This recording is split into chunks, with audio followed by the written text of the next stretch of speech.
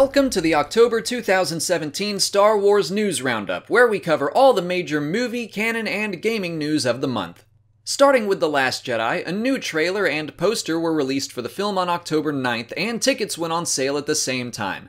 I feel like if you're watching this video, you already know all that, but just in case you hadn't heard, go get your tickets. In Han Solo movie news, we were told production has wrapped, and the title of the film is Solo, a Star Wars Story. We've pretty much known that for a while, so the official announcement was met with lackluster enthusiasm. I think it's a fine title, I just don't know why they waited so long to reveal it. But let's talk about something cooler, and that is the inclusion of Legends characters Tag and Bink in the film. We don't know much about their appearance, but it will likely be a short visual cameo and nothing more. But the fact that Ron Howard and John Kasdan were excited enough to share something so obscure pumps me up. At New York Comic Con, Timothy Zahn revealed that a sequel to his book Thrawn will be released next year. Titled Thrawn Alliances, it will tell a story of teamwork between Thrawn and Darth Vader. This could be a strong hint that the Chiss will survive the events of Star Wars Rebels. I also hope we'll get some story involving Thrawn's past with Anakin in the Clone Wars, as that was mentioned in the first book. It was a pretty light month for news, so now I'm gonna throw things over to Elliot from Battlefront Updates for gaming news. Thank you, Alex. Starting off, we have some pretty sad news regarding Visceral's Star Wars game, because unfortunately EA shut down Visceral Games earlier this month, which means that their Star Wars project, led by Amy Hennig, will be moved over to EA Vancouver, and by the sound of it will also be delayed and remade quite a lot. So the original idea that Visceral Games had will probably never see the light of day.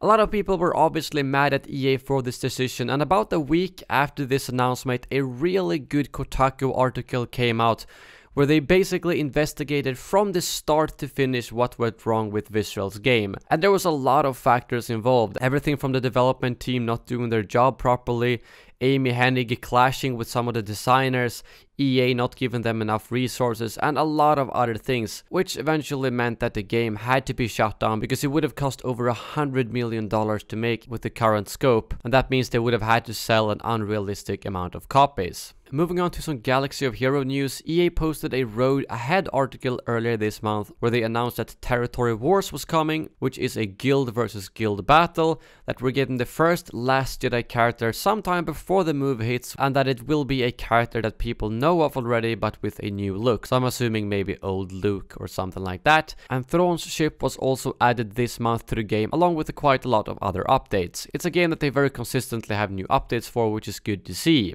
And moving on, we of course have some Battlefront 2 news. The month started off with the Battlefront 2 beta, which was a success and got a lot of praise for its gameplay. However, the one thing that a lot of people had complaints about and it exploded in the community was the loot crates and how it seems to be a little bit of a pay-to-win system. EA went out after the beta and clarified in a blog post that the best stuff in the game will only be unlocked through gameplay and that you still need to level up to actually upgrade to the better stuff. So even if you do buy a lot of loot crates, you will still have to play the game to actually get the best things. But it's very hard to judge how balanced the loot crates will be until we actually know how the full system works. In terms of trailers, they released a single-player story trailer as well as some gameplay of the first few missions, where we get to see Iden escape a rebel ship using her droid and then get picked up by the Inferno Squad. And in the second mission, the Inferno Squad wipes out a lot of rebels on Endor, and after that they witness the destruction of the second Death Star, at which point they decide to go back into space, and the third mission lets you pilot some ships through the wreckage of the second Death Star, and that's where the preview ends. So as you can hear, they just give us a little snippet of what we can expect from the actual campaign without spoiling any major plot points, which I think was pretty good. And they also released a launch trailer earlier this week that featured some new gameplay of Vader versus Luke, Kashyyyk, and a lot of other things that people have been waiting to see. And finally, EA has been putting out snippets of hero gameplay the last couple of weeks, showing almost all heroes at this point. By the time I'm recording this video, it's only Yoda and Kylo Ren left. And if they for some reason add them after me and Alex have put together this video, we'll make sure to add a little note on the screen. But now back to Alex.